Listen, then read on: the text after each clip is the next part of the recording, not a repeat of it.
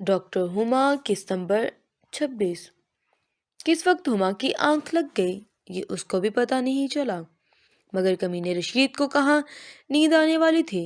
वो तो बस अपने पहलू में लेटी हुई उस हूर को देख रहा था जो उसके हॉस्पिटल की एक डॉक्टर थी, एक हसीन और खूबसूरत डॉक्टर जिसको कभी उसने अपने सपनों में भी नहीं देखा था।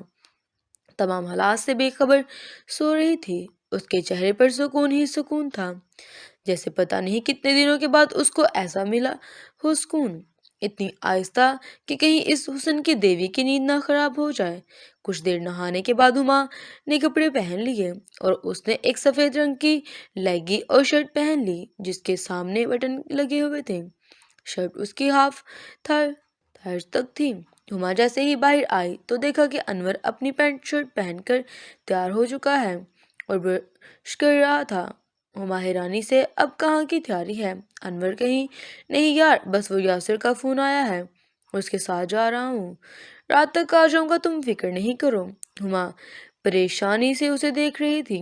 अनवर चलो अब दरवाज़ा बंद कर लो मेरे साथ आकर। हुमा मुझे कपड़े तो पहनने दो ना। अनवर यार आज ऐसे ही दरवाज़ा बंद करके आके पहन लेना, यहाँ कौन सा कोई और है और तुमको इस हालत में देखने वाला। अनवर उसका हाथ पकड़कर उसे बाहर ले आया।